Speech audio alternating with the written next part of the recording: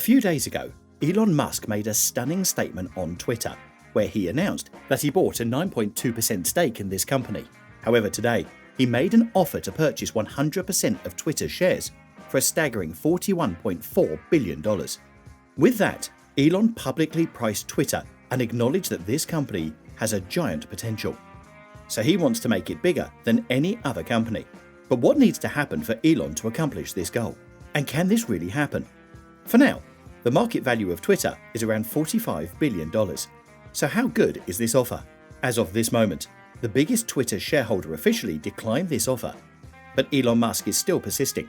However, there are a lot of complicated procedures that Elon is facing. So let's explain everything. The story is moving fast, so let's take a second to get caught up.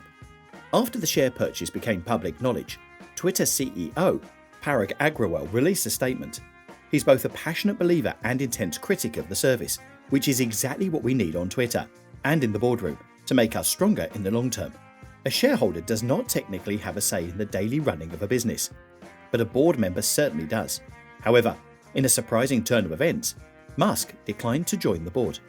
That means that Elon Musk vastly limited the influence he has, right? Wrong. The offer to join the Twitter board was made with the proviso that Musk could not own more than 14.8% of stock. In declining to join the board, Musk will be able to continue to amass stock. But, in typical Elon style, he has gone a step further than that, with an offer to buy 100% of Twitter shares. This would effectively make Twitter a private company and will give the billionaire complete control. In a letter to Brett Taylor, Twitter's chair, Musk stated, "I invested in Twitter as I believe in its potential to be the platform for free speech around the globe. And I believe free speech is a societal imperative. Since making my investment, I now realize the company will neither thrive nor serve this societal imperative in its current form. Twitter needs to be transformed as a private company." So, counterintuitively, the decision to not sit on the board has allowed Musk to make a move to completely take over the social media giant. A move that has been dubbed a hostile takeover by some members of the press. As of this moment, the largest shareholder of Twitter officially declined this offer by posting a statement, "Being one of the largest and long-term shareholders of Twitter, @Kingdom_KHC, and I reject this offer." However, Elon Musk is not giving up so easily, and in response, he tweeted, "Taking Twitter private at $54.20 should be up to shareholders, not the board." As a result, nothing is clear for now what will happen. But what do we know about the former PayPal CEO's vision for the platform? Musk's relationship with Twitter is, well, not straightforward. The Silicon Valley billionaire has amassed an 80 million strong following and tweeted around 5,000 times. Despite this apparent partiality, he has been increasingly outspoken in his criticism of the platform. On March the 26th, just 9 days prior to the announcement, Elon Musk tweeted, "Given that Twitter serves as the de facto public town square, failing to adhere to free speech principles fundamentally undermines democracy. What should be done?" This question assumes two things.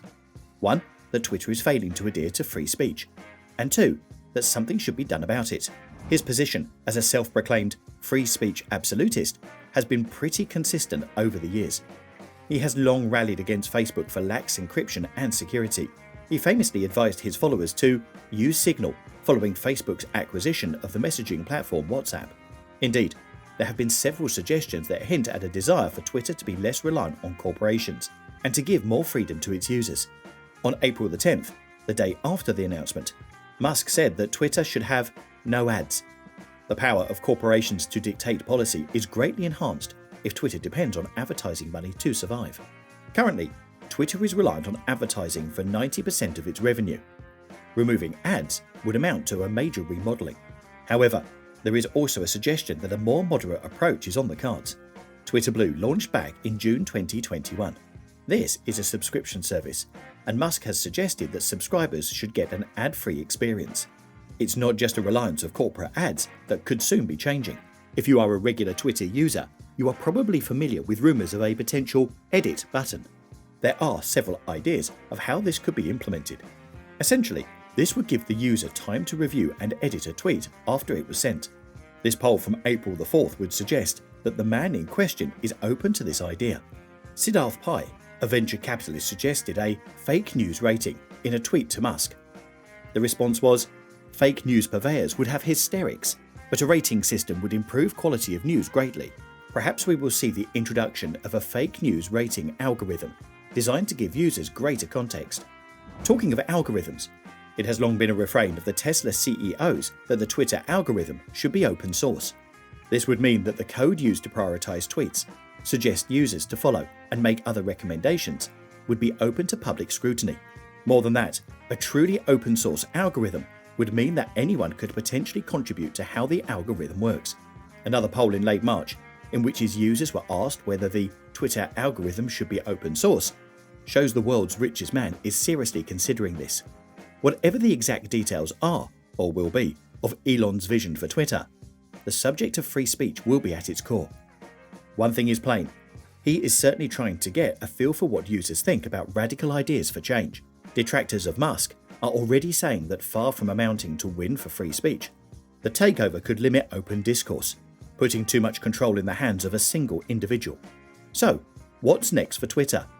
If the takeover is unsuccessful, then it sounds like the new majority shareholder will be looking to sell off his shares, leaving Twitter in the control of current management.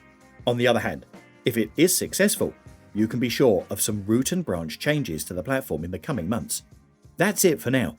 Don't forget to subscribe.